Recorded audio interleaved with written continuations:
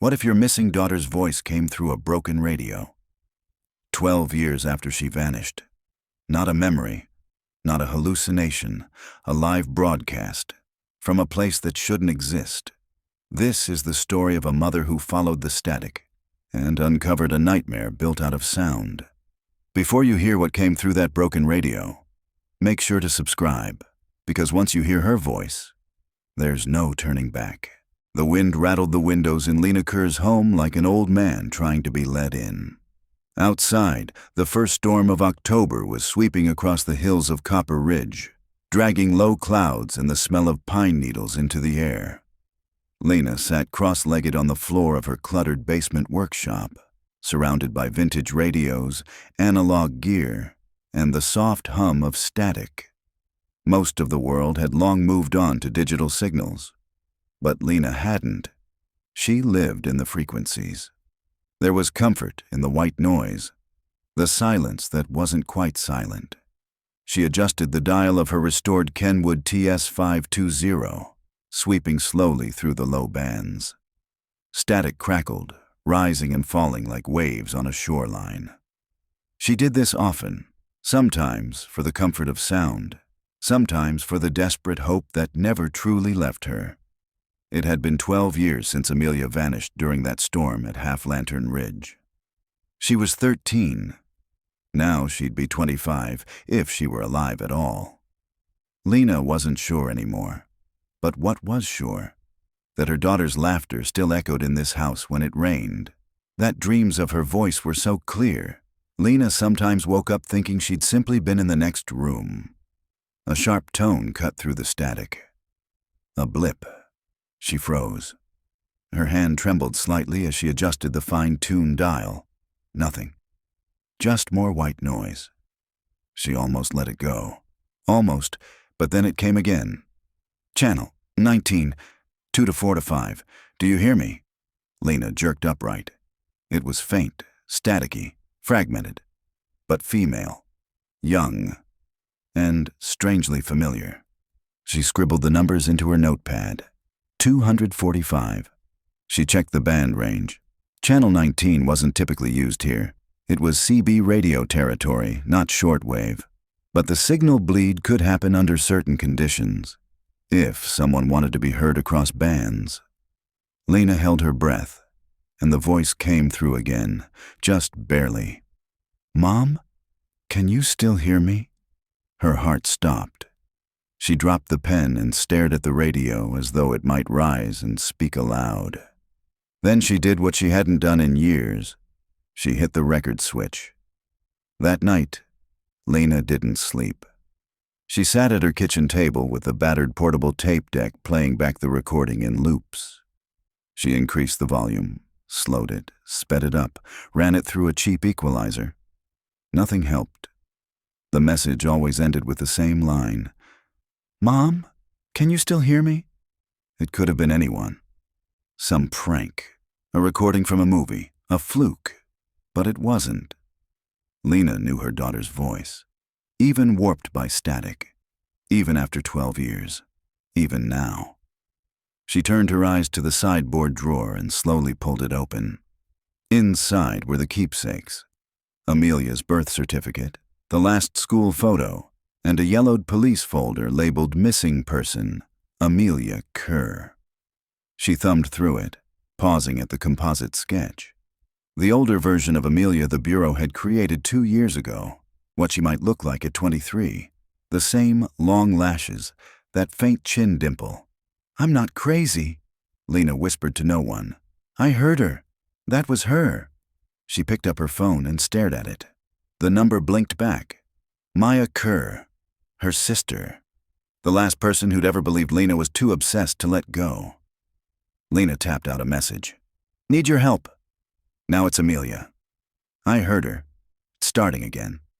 The typing dots blinked, paused, and disappeared. No response. Lena leaned back in her chair, exhausted, eyes fixed on the ceiling. Thunder rolled in the distance. She got up, went back downstairs, and sat again by the Kenwood.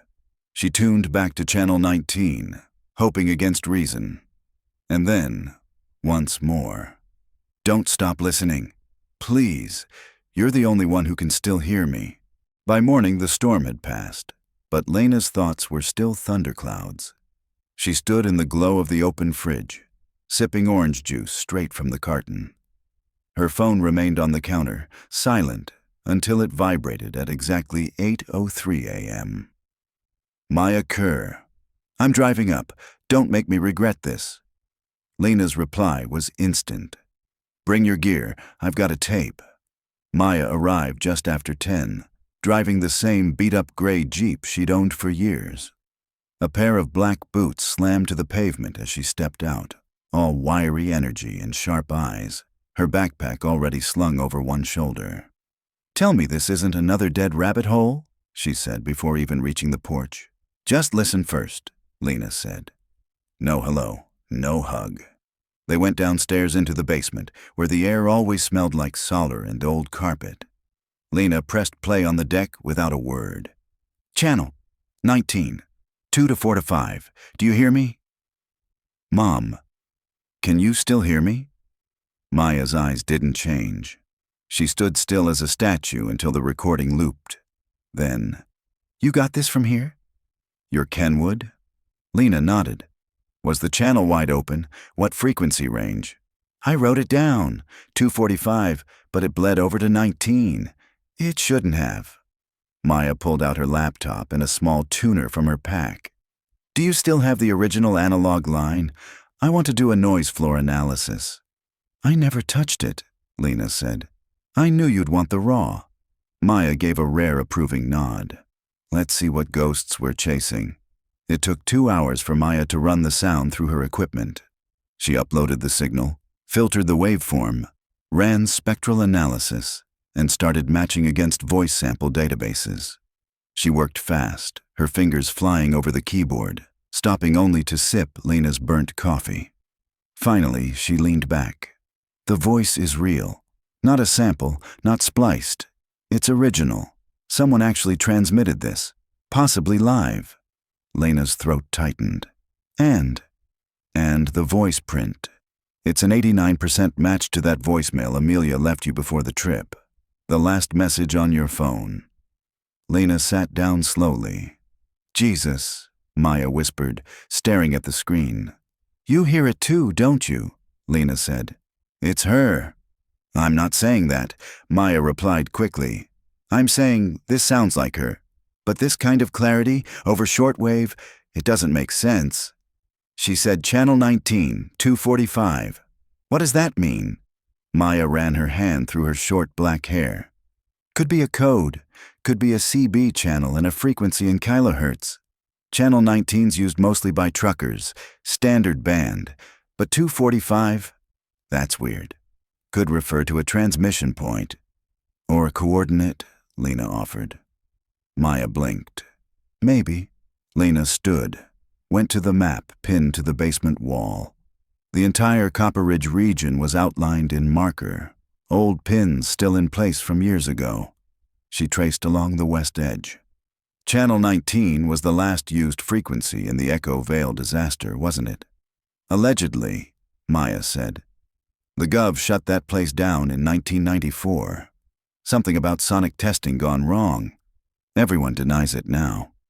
But you believe it, Lena said, watching her sister closely. Maya hesitated, then exhaled. I've intercepted weird traffic from that area before. Nothing this clear, but strange stuff. Bursts, broken code, scrambled voices. Then silence. Lena pointed to a spot on the map. Echo Vale is exactly 245 degrees west from here. That's a coordinate. Maya turned slowly toward her. You're serious? She's out there. Lena, this could be a hoax. You know that. The girl's been gone 12 years. People mess with cold cases all the time. I know what I heard, Lena snapped. And I know what I felt. Maya held up her hands. Okay, I'll go. But if this turns out to be some idiot with a voice modulator and a YouTube channel, it won't, Lena said. I'm just saying, if this is Amelia, and she's alive. Lena's voice broke in. Then we bring her home. They packed light. Food, flashlights, solar chargers, and every piece of portable radio gear Maya owned. Lena brought Amelia's old charm bracelet. Maya brought a .38 revolver she said was for coyotes, but Lena knew better. They drove out by noon, heading west toward the forbidden hills of Echo Vale. The land changed the farther they drove. Townhouses and grocery stores gave way to old mining roads, forgotten telephone poles, and sky so wide it made the world feel unmoored. By 2:30 p.m., they reached the edge of the vale, a collapsed wire fence with a faded government warning sign barely clinging to its post. Maya stopped the jeep. "This is where the grid goes dead." Lena checked the radio. Static. Then, "Don't stop. I'm here. Please." Her hands trembled. Maya caught her wrist gently. "Then let's find her." The moment they passed the broken fence and into Echo Vale proper, the silence grew unnaturally deep. No birds, no wind through the trees, not even the buzz of insects, just the crunch of tires over gravel and the faint hum of the radio static still coming from Lena's lap. Maya pulled the jeep off the main path and into the woods, following an old maintenance trail barely visible through the undergrowth. "This place shouldn't exist," she said, voice tight. "It's been off maps for decades." "But someone's still transmitting from it," Lena replied. They drove for another 15 minutes, deeper into what looked like nature trying to erase man's mistakes. Fallen power lines rusted beside trees that grew through them. Half-buried posts stuck out of the ground like broken bones. Nature, aggressive and overgrown, had swallowed whatever had once stood here. The road ended abruptly near a collapsed watchtower, its rusted frame tilted like a leaning cross. The structure looked burned, its metal melted in places as if by extreme heat. Maya cut the engine. The silence afterward was so profound, Lena felt like her ears had popped. And then the radio came alive again.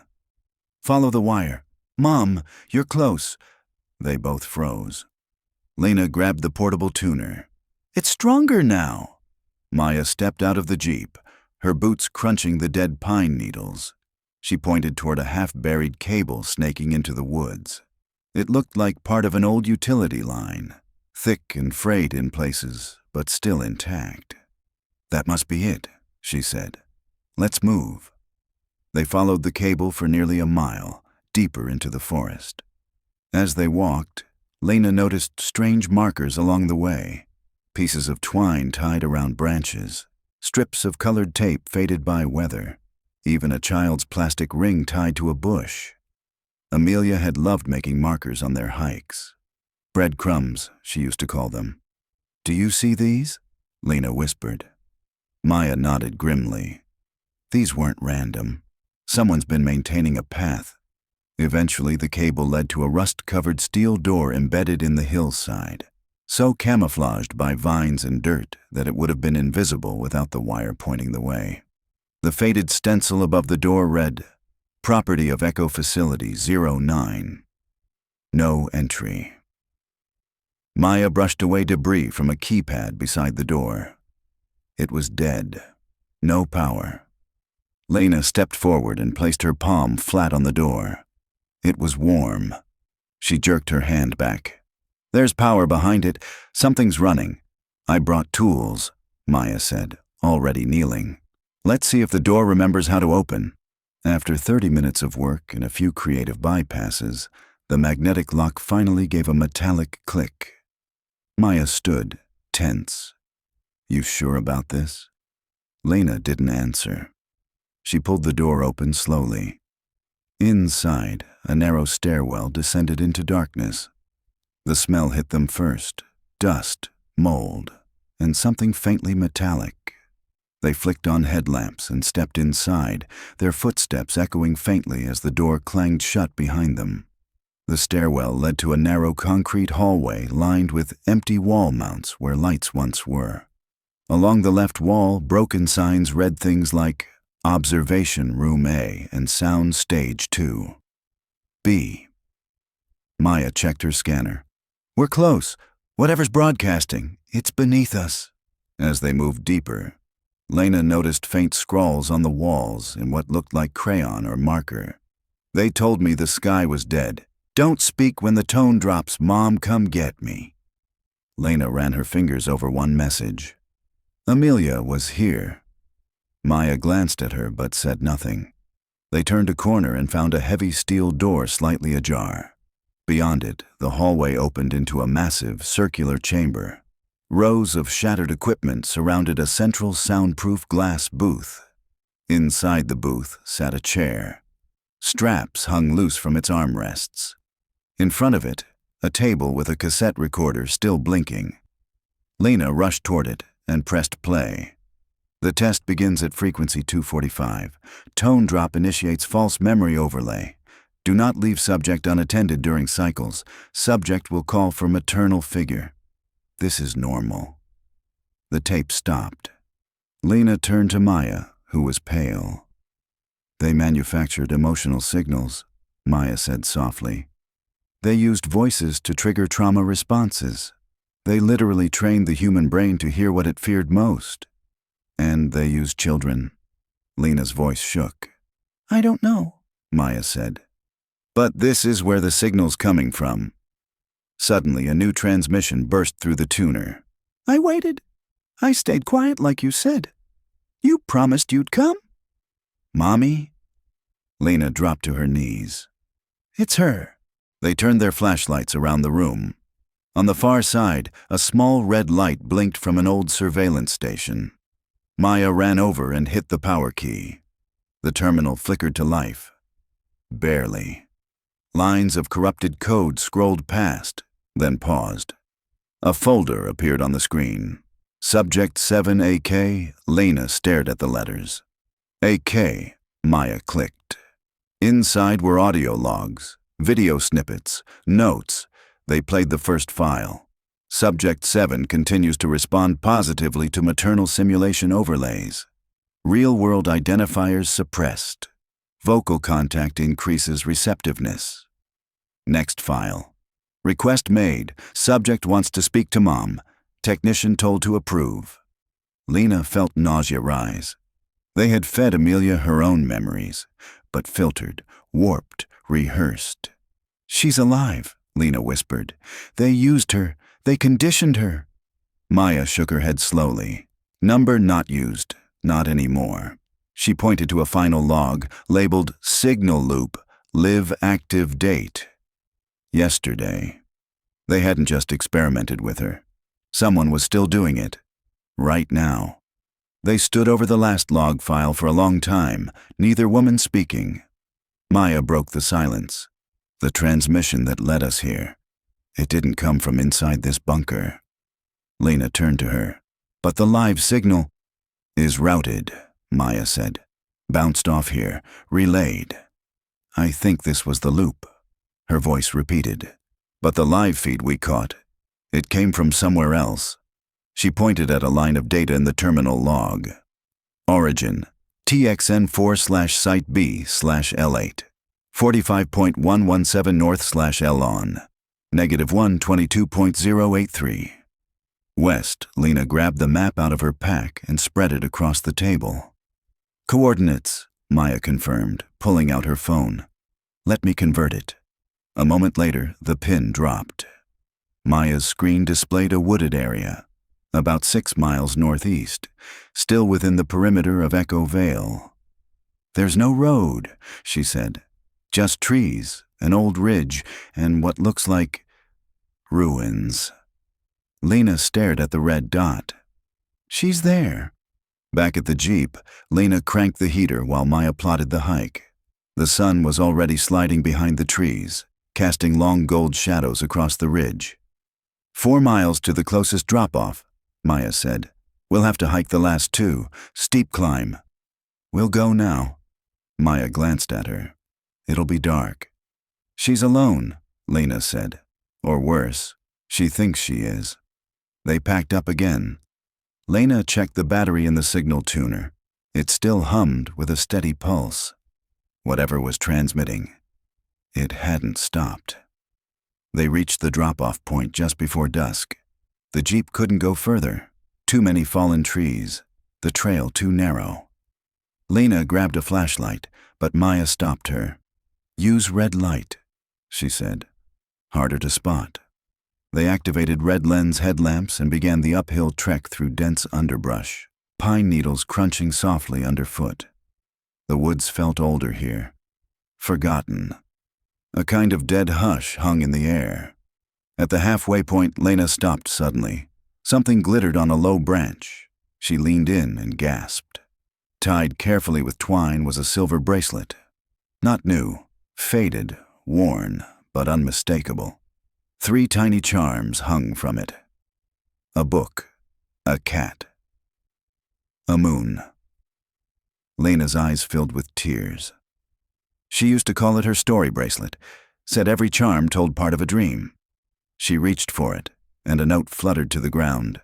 It was just a torn scrap of cloth, with blocky handwriting in blue marker. 2:45 still works. Can you follow me back? Maya picked it up. She left this. Today, maybe yesterday. She's not just alive, Lena. She's trying to get out. They pushed forward with renewed urgency. As night fell fully, the woods seemed to press in closer. More markers appeared. Bits of ribbon, colored string, crushed candy wrappers laid out like trail signs. At 8:13 p.m., the trees opened into a clearing. Before them stood a low, collapsed structure, swallowed by moss and vines. The stone foundation was cracked but visible. Beneath it, a stairwell descended into darkness. Lena didn't hesitate. She descended with Maya right behind her. The staircase ended in a metallic corridor lit by flickering orange bulbs. A humming sound vibrated the air, a soft electronic whine. They passed faded signage. Site B, Observation Vaults, Level 1. Memory Containment, Level 2. Experimental Audio. "I swear this wasn't on any record," Maya said.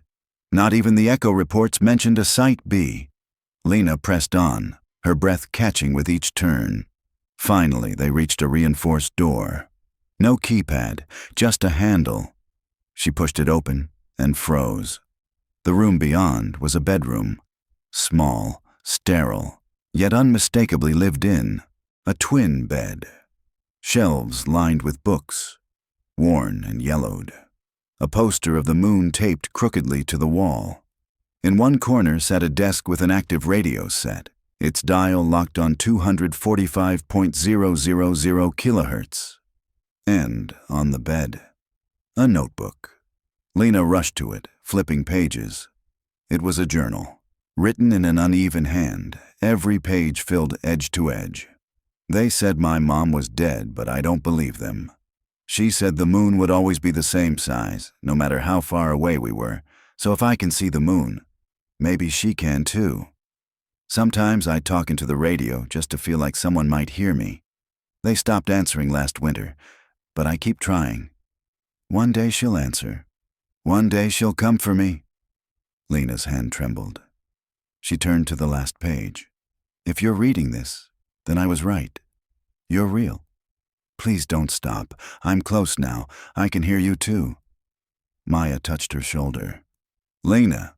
She turned. Maya was pointing to a small side chamber. A steel cabinet stood open, inside which were dozens of cassette tapes, each labeled Subject 7, Day 1, Day 2, Day 4129. Lena scanned the rows. Over 11 years of recordings. She grabbed the most recent one and played it. "Today, I dreamed of our backyard. The pink chair was there, and the neighbor's dog barking. I tried to go outside, but the sound came back. The sound that tells me to forget. I fought it. I whispered your name. I remember what you used to say when I was sick. I've got you. You're safe now." Lena couldn't speak. Maya put a hand to her headset. "I'm picking something up. Another transmission, close." They both turned to the far wall, where a ventilation shaft rattled softly. From within it, barely audible, came the sound of someone breathing. Then, "Mom? Mom?" The word floated from the vent again, quiet but distinct. It wasn't the fragmented audio from before. This was real, spoken in real time. Lena dropped the journal and scrambled toward the source, pressing her ear against the cool metal. "Amelia?" she whispered. "Is that you?" A long pause. Then, in a fragile voice, like someone trying to remember a dream, "You sound like her." Lena's heart twisted. "It is me. It's Mom, sweetheart. I'm here. I'm really here." Silence stretched for several seconds, broken only by the soft breath of whoever was on the other side of the shaft. Then came a single word, barely a whisper, but heavy with disbelief. "Lena?" Lena's breath caught. "Yes, yes, baby. It's me. I came for you." "Lena," Amelia repeated, testing the name like it was unfamiliar. "They said you were dead. They said you burned in the sky." Tears spilled from Lena's eyes. "They lied to you. None of it was real. There's no war, no sky fire, no end of the world. I never stopped looking for you." More silence. Then, "They told me if I stopped remembering, the pain would go away." Lena pressed her forehead to the vent. "You don't have to forget anymore. I'll help you remember. I'll get you out of here." Behind her, Maya was scanning the room, flashlight beam moving across every surface. "There has to be a way to that shaft," she muttered. "She's nearby, probably in the maintenance wing or a sub-level." A low groan echoed from somewhere in the walls, followed by a mechanical thump. "She's moving," Maya said. "Maybe the vent leads to another living chamber. Help me find the access door." Lena stood, her knees shaking. "Amelia, can you hear me? We're coming to you." "I'm scared," the voice said. "They said if I left, the sound would eat me." Lena closed her eyes. "No one's going to hurt you. Not anymore." They found the access tunnel behind a broken shelf, just wide enough to crawl through. Maya went first, her flashlight carving a path through dust and cobwebs. Lena followed close behind, her heart pounding. The tunnel opened into a lower corridor, dimly lit by old red emergency lights. The air was thicker down here, moist and stale, with a faint ozone tang. The hallway branched into 3 doors. One was sealed tight with a bio-lock. The second was ajar. The third had Amelia's name scratched into it, just A in uneven lettering. Maya signaled toward the open door. "Movement in there." They entered cautiously, flashlight steady. The room inside was small, half observation cell, half bedroom. A cot, a desk, a water dispenser. And curled in the far corner, knees drawn to chest, was a young woman. She looked up, eyes wide and unfocused in the red light. For one long, suspended second, no one moved. Then Lena said softly, "Amelia?" The girl blinked. She was thin, her hair long and uneven, her arms covered in faint scars and smudges of marker. Her face was gaunt, but the eyes were the same. Green hazel with flecks of amber. Lena's eyes. Amelia flinched. "No, you're a voice. One of the simulations. They keep sending you to test me." Lena stepped closer, careful not to spook her. "I'm real. I promise you. I'm your mom." Amelia's lips trembled. "Prove it." Lena crouched. She spoke slowly. "When you were 6, you broke your arm falling out of the pear tree. I was right below and you landed on me. We both cried, and then I carried you in my arms to the car, even though I'd twisted my ankle. You said, 'You still caught me, like always.'" Amelia stared. Tears welled in her eyes. "You remember that?" Lena nodded, crying now. Every day. Slowly, Amelia reached forward and touched Lena's face with one trembling hand. Her fingers brushed the tear tracks. She pulled back sharply, startled. "You're warm." "I'm real." Amelia began to sob. It took time to coax her out. She didn't trust the door, or the lights, or Maya. She kept asking, "Where are the watchers? Are the sounds off? Is the sky clean?" Maya moved quietly, mapping a path out. No cameras working. This wing's a dead zone. We can walk out if we go now. Lena wrapped Amelia in a blanket from the cot. I'm taking you home, she whispered. We'll go slow. You don't have to understand everything now. Just follow my voice. But as they reached the hallway, Amelia froze. Her body stiffened. She turned her head sharply, like she was hearing something no one else could. The tone, she whispered. Then louder. The tone's back. Suddenly the radio on Lena's hip crackled violently. S-T-A-Y. A distorted sound tone pierced the silence, a low frequency pulsing rhythmically. Amelia screamed and dropped to the floor, clutching her ears. Lena tried to shut the radio off. It wouldn't power down. Maya yanked the batteries. The signal continued without power. It's being broadcast through the building, Maya shouted. Through the walls! Amelia screamed louder. Then suddenly, she began repeating words. Back to the room, back to the light, forget, forget, forget. Lena dropped beside her, grabbing her face in her hands. Look at me, Amelia. Look at my eyes. This is real. You're not dreaming. Don't listen to them. But the girl was caught in a loop, her mind fraying like a broken tape. Lena did the only thing she could think of. She began to sing. A lullaby. The same one she'd sung every night, years ago, before bedtime. The one about stars and rabbits and dreams that waited just beyond the clouds. Amelia gasped. Her eyes locked onto her mother's. She reached forward and clutched Lena so tightly it hurt. I remember, she whispered.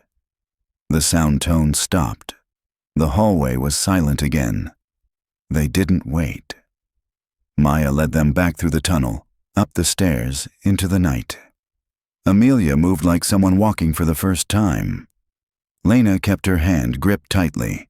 By the time they reached the jeep, the stars were out. Lena opened the back door. Let's go. But Amelia hesitated. I don't know how to be in the outside. You don't have to know, Lena said. You just have to come with me. A long beat, then quietly. Okay. The drive back to town was quiet except for the wind outside and the faint hum of tires on asphalt. Amelia lay curled in the back seat, covered in blankets. Her eyes darted to the windows every few seconds, as if expecting to see something, someone trailing them. In the dark. Lena sat beside her, never letting go of her hand. Maya drove, her eyes flicking between the road and the rear-view mirror. No one spoke until the lights of Copper Ridge came into view. Do we go to the hospital or the police first? Maya asked. Lena looked at her sister. Neither. We go to Detective Rosenthal. Maya's brow arched. He's retired. He's the only one who believed me for the first 2 years. He owes me. Detective Samuel Rosenthal hadn't aged well. When Lena and Maya arrived at his cabin outside town, the once solid investigator now had a gray beard, sunken eyes, and a limp that made him look as if the earth pulled a little harder on his bones. But when he opened the door and saw Amelia standing behind Lena, his hand dropped the mug he was holding. Christ, he whispered. It's her. Lena nodded. We need your help, and your files. All of them. Inside, over hot tea and a heated blanket for Amelia, they laid out the entire story. The recordings, the signal, the bunker, the journal, the radio frequency, the voice simulations, the tones. Rosenthal said nothing for a long time. Then he walked into a back room and returned with a locked metal box. Back in the early 90s, he began, there was a military contractor operating out of Echo Vale. Name was Theratech, a subsidiary of a now-defunct defense firm called ProSyn Corporation.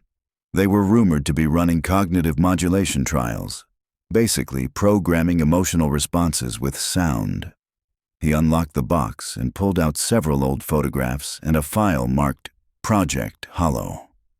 Maya's head snapped up. That name came up in the facility. Rosenthal nodded grimly. I wasn't supposed to keep these, but after Amelia went missing, I looked into everything I could. The company used deep tone frequencies combined with emotional memory triggers, mostly with PTSD patients. It got dark. A few test subjects broke down permanently. Lena flipped through the files. Why children? They needed developing brains, he said. The theory was that younger subjects could form new audio memory bridges more easily. If you could train someone to respond to certain tones or words with absolute loyalty or fear or calm, you could build soldiers or silence dissent. He leaned forward, lowering his voice. And Amelia wasn't the only one. Lena's hand froze. What? There were others. 3 missing persons cases from nearby counties, similar profiles. 1 boy, 2 girls. All vanished between 2008 and 2014. All reported hearing strange signals before they disappeared. Nobody ever made the connection. Maya slammed her palm on the table. They weren't lost. They were taken, groomed, brainwashed. Somebody kept the project alive, Rosenthal said, even after Theratech went under. Lena stared at her daughter. Amelia was quiet, eyes scanning the room like it was a dream she hadn't fully entered yet. I need to get her to a hospital, Lena said. I know, Rosenthal said. But first, there's one more place you should see. An hour later, Rosenthal led them to a long-abandoned industrial building near the train yard. The outer sign had long since been removed, but the glass door still had a faded white outline. Prosin Communications. Private property inside, they found rows of soundproof booths, now coated in dust and decay. In one room, Maya powered up a still-working server backup and pulled down logs from the network. The files were partial, but one stood out. File, Hollow Residual Protocol. .dat. She opened it. If a subject is recovered prematurely, initiate residual protocol. Trigger secondary tones embedded within deep memory. These tones are irreversible and self-reinforcing. Subject will experience confusion, paranoia, and eventually full cognitive collapse without booster exposure. Maya's voice shook. It's like a kill switch. If they escape, they break. Lena paled. But Amelia hasn't collapsed. She's close, Maya said. We have to help her unlearn the tones, remove the trigger associations, rebuild her reality. How? Amelia spoke for the first time since they entered the building. You sing. They turned to her. I don't know how I remembered, she said, voice fragile but clear. But when you sang, it canceled out the sound. It broke the loop. Lena felt tears rise again. So we keep singing, she whispered. Amelia nodded. They left the facility, files in hand, and drove straight to the hospital. A sympathetic intake nurse got them into a quiet room. As doctors took her vitals and ran basic neurological checks, Amelia clung to Lena's hand, watching every corner of the room for shadows that weren't there. Dr. Nielsen, a trauma specialist, arrived with a calm demeanor and a gentle tone. She's stable, he said. Some vitamin deficiencies, but no signs of brain damage. Her responses to stimuli suggest long-term isolation, severe psychological conditioning, but no organic harm. That's good news. What about the tones? Lena asked. Nielsen's face darkened. That part's more complex. We'll need sound therapy, neurofeedback, immersive memory regression. It's going to take time. I'll stay with her, Lena said. And I'll monitor the broadcasts, Maya added. If whoever did this is still out there, they'll try again. Nielsen nodded. I believe you, and I'll support this as long as I can. As he left, Amelia lay back on the bed, eyes closing. Lena leaned in. Want me to sing you something?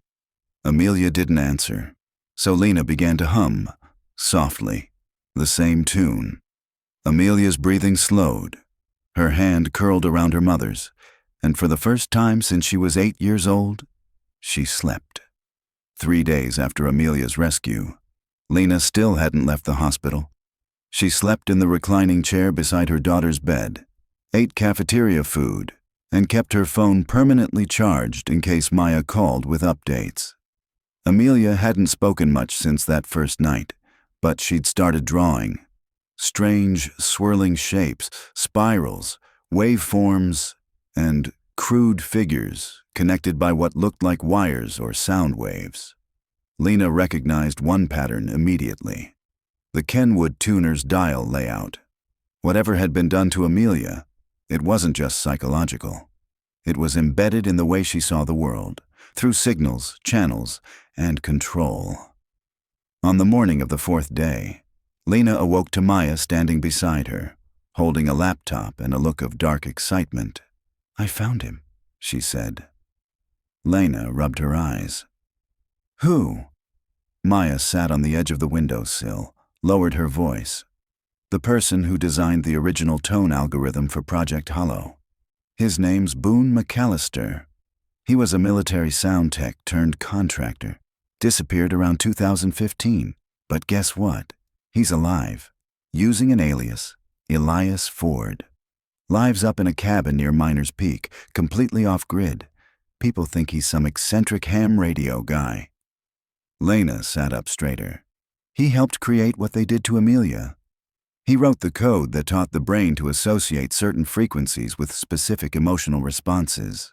Basically, he weaponized memory. Then we need to talk to him." The drive to Miners Peak took 4 hours. Boone McAllister's cabin was tucked into the northern edge of the mountain pass. The gravel road up was lined with abandoned logging signs, and Maya had to switch into 4-wheel drive halfway up. They parked near a clearing. Smoke drifted lazily from a chimney. "Looks quiet," Maya said, pulling a small taser from her glove compartment. "But let's assume nothing." As they approached, a figure appeared in the doorway. Tall, bearded, early 60s. His eyes, behind wire-rimmed glasses, locked onto Lena first. "You're not lost," he said. "No," Lena replied. "But something is. My daughter." Boone stared for a beat, then turned and walked back inside without a word. Maya gave Lena a look. Lena followed him in. The interior smelled of pine wood and solar. Radio parts were strewn across every surface. Paper charts lined the walls. Wave patterns, frequency grids, scribbled equations. It looked like a combination of a workshop, a bunker, and a shrine to failed science. Boone sat at a workbench and gestured to a pair of old wooden chairs. "Sit, but don't lie." "We won't," Lena said. Maya remained standing. Boone leaned back. "So, she survived." "She's in a hospital now," Lena said. "She was held for 12 years, indoctrinated, conditioned, tortured with those tones." Boone closed his eyes, as if the words physically hurt. "It wasn't supposed to work on children. Not like that." "But it did," Maya snapped. "And it was continued long after your exit." "I warned them," Boone said, voice low. "When I left Prosin, I deleted all my research. I burned the protocols, the maps, the schematics, but I wasn't the only one working on it. There were others. They called them audio shepherds. People who believed they could use tone control to create better citizens." "Better?" Lena repeated. "They ruined her." Boone opened a drawer and removed an old audio cassette. "This is why I left. It's called the resonance breaker. It's an anti-tone, a deconditioning frequency I built in secret. Never released it. I didn't know if it worked." "What does it do?" Maya asked. "It introduces instability into the memory bridges, softens the emotional bind, makes the brain question what it believes it knows." Lena leaned forward. "Could it help Amelia?" Boone didn't answer directly. "It could also wipe her entirely if she's too fragile." Lena took the cassette. "We'll try it gently, slow exposure, in a controlled setting." Boone met her eyes. "You really love her." "She's my daughter." He nodded once. "Then I'll come with you." Maya raised a brow. "Why?" "I want to see if redemption's possible." Back at the hospital, the doctors weren't thrilled with Boone's presence, or the cassette. But Lena had authority over Amelia's care. Dr. Nielsen agreed to let them test the resonance breaker in the neurotherapy suite under supervision. Amelia was hesitant, but curious. When she saw the tape, her expression shifted. "That's the shape from my dreams." Boone sat across the room and spoke for the first time. "You remember it because they trained you on a looped frequency. This one is different. It'll sound like the same shape, but it leads out, not deeper in." "Why should I trust you?" "You shouldn't," Boone said. "But you can trust the music." They played the tone. It was soft, barely audible, a shimmering hum with a strange dissonance beneath, like wind blowing through a flute in reverse. As it played, Amelia sat very still. Then she began to cry, but not in fear. She reached for Lena's hand. "I can see the house," she whispered. "Our porch, your voice on the phone, my room, the pink glow stars on the ceiling." Lena was weeping too. "You're remembering." I think I'm coming back." The resonance breaker worked. Too well. By the second day of treatment, Amelia could recall specific memories with startling clarity. Her 7th birthday party, her favorite cereal, the time she skinned her knee during a bike race with her cousin. Her emotional responses, joy, fear, sadness, returned naturally, no longer triggered by tones or control phrases. But with every breakthrough came another effect. Bleed. It started small. The hospital's intercom systems began emitting faint tones before messages. The fluorescent lights in Amelia's room flickered at random intervals, in rhythm with an unseen signal. Maya noticed it first. She tapped into the hospital's server and found unauthorized access points, low-level pings trying to piggyback onto the hospital's audio network. "They know she's awake," Maya said. Lena's stomach turned cold. "Who's they?"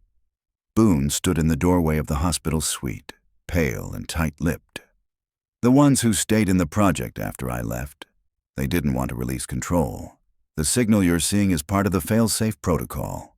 If a subject begins to break orbit, they re-engage the source tone, remotely."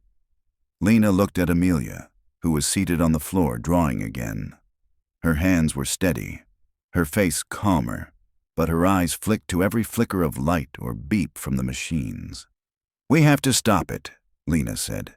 "She can't go through this again." Later that evening, the hospital intercom crackled. "Code 245, Pediatric Wing. Stand by." Lena jumped. "Did you hear that?" Boone rushed to the nearest wall panel and tore off the casing. Inside was a hidden speaker array, not hospital standard. Maya arrived seconds later. "They patched in." "These aren't standard tones. They're microbursts, subsonic frequencies injected between announcements."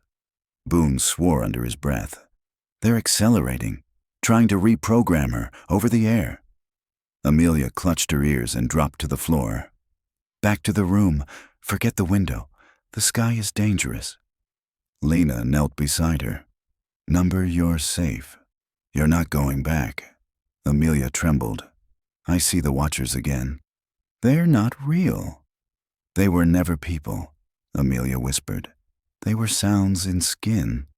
Lena held her tighter. "Then listen to my voice. Just mine." Boone and Maya worked quickly, ripping the audio relay out of the wall, replacing it with an analog blocker from Boone's equipment. The moment they did, the tone stopped. Amelia relaxed. Her body slumped into her mother's arms, and she fell into an exhausted sleep. In the hospital security office, Maya confronted the on-call technician. "This entire floor's audio system has been compromised." The tech, red-faced and sweating, stammered, "I didn't do anything. These systems were in place before I took the job. I thought they were just backups, part of the building's renovation."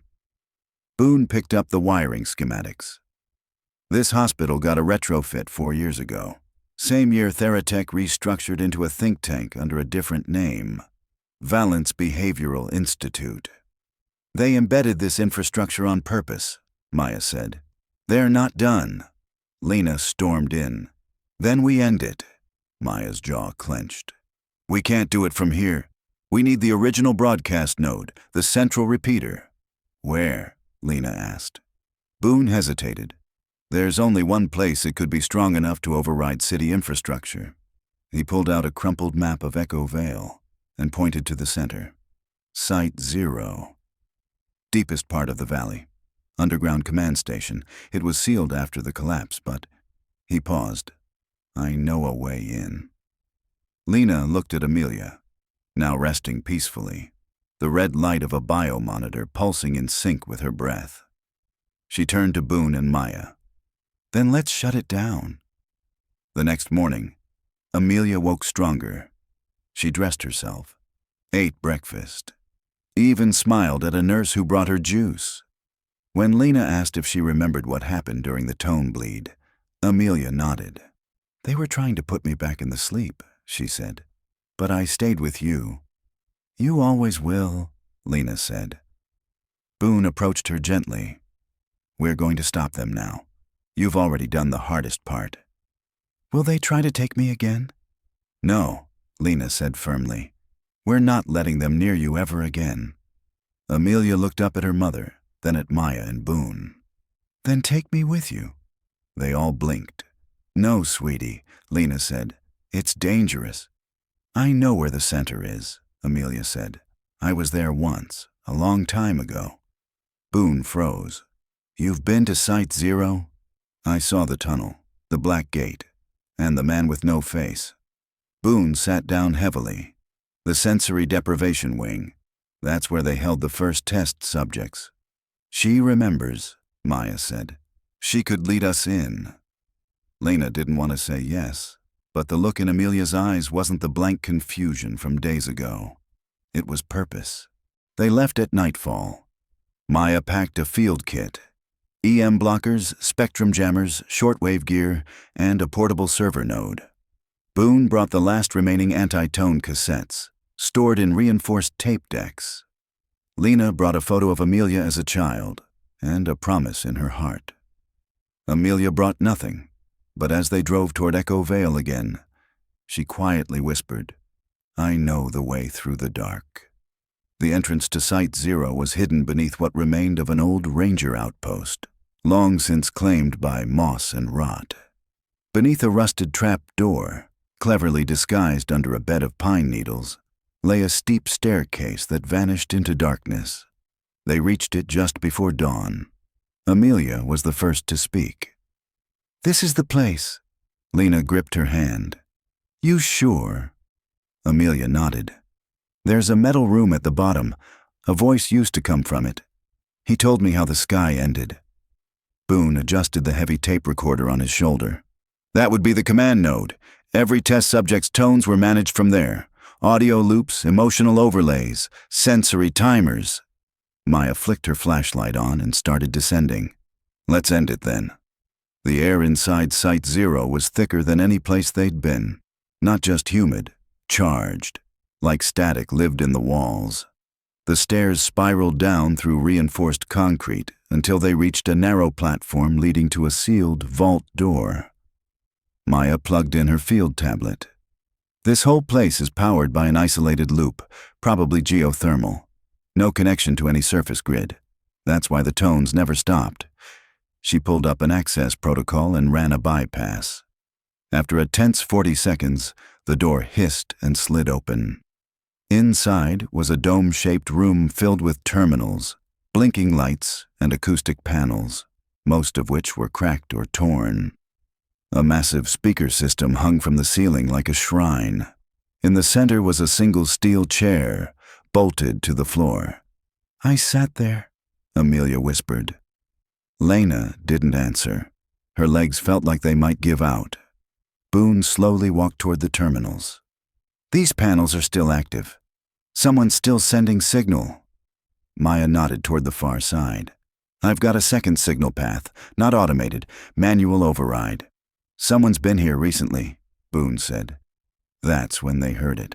Footsteps, light but deliberate, coming from a corridor to their left. Amelia didn't move. She stared straight at the corridor and said, "He's still down here." The footsteps grew louder. Then a man stepped into the room. He was clean-cut, mid-40s, wearing a lab coat and an ID badge that read, Dr. Elian Voss. Valence Institute Lena instinctively stepped in front of Amelia. "I was wondering when you'd come," the man said calmly. "You've caused quite a stir. Bringing her here? Bold." Maya lifted the taser in warning. "You want bold? Try me." Voss raised his hands. "Please, no need for threats. You're too late anyway. The system is ending. The signal chain has already been set to purge." Boone stepped forward. "You ran Hollow's continuation, didn't you?" "I refined it," Voss said. "Removed the instability. The earlier models, your models, were crude. But with Amelia..." Lena snapped. "She's not your test subject. She's my daughter." Voss tilted his head. "She was a breakthrough, the first subject to survive the full tone spectrum and retain identity. Do you know what that means? I know she suffered for 12 years while you played God. She's the template, Mrs. Kerr. She doesn't just respond to tones, she emits them. Her memory architecture can influence others. We were going to change how humanity stores pain." Boone's face was ashen. "You made her a broadcaster." Voss nodded. "But now that she's breaking free, the system degrades. Without her link, the signal collapses." Maya snapped. "Good. Then shut it down." "I can't," he said.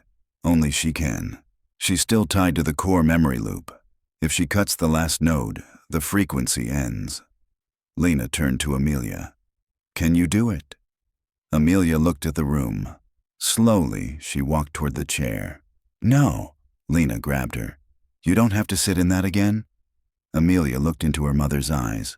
"I remember everything now, but if I don't shut it down, they'll find another me, somewhere else." Boone stepped forward. "We don't know what it'll do to you." "I know," Amelia said. "But I'm not afraid of the tone anymore." She sat. The moment her body touched the steel, the room hummed to life. The overhead speaker crackled, and an old tone returned. Low, modulating, and familiar. Voss smiled faintly.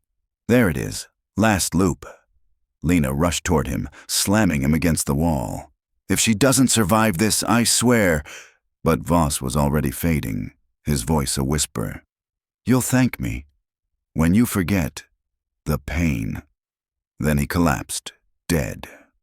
A capsule fell from his mouth, already dissolved. Boone checked his pulse. Cyanide. Bastard had a failsafe of his own. Lights flared across the room. Maya shouted, "Signal spike!" She's triggering the purge. Amelia's body tensed, her hands gripping the chair arms. The speakers emitted a strange, warped, reverse tone, like all the pain ever embedded in the system was being sucked back into the walls. Lena ran to her. "Amelia, hold on!" Amelia didn't scream.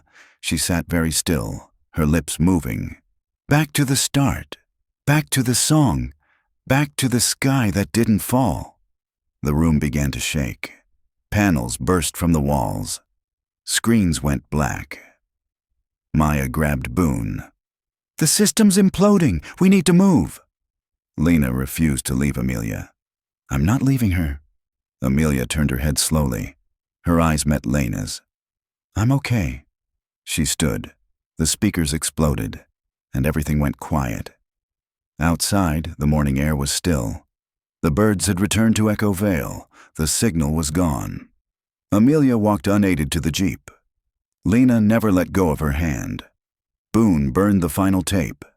Maya crushed the last frequency chip, and together they left the valley behind, forever.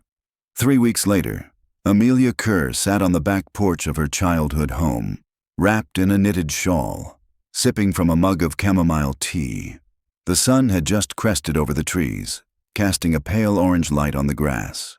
The wind rustled through the leaves, and for once, the breeze didn't sound like a signal. She blinked into the quiet and whispered, "It's not loud anymore." Inside the house, Lena froze at the sound of her daughter's voice, calm, steady, unprompted. She stepped out onto the porch, a cup of coffee in hand. "You slept," Lena said. Amelia nodded.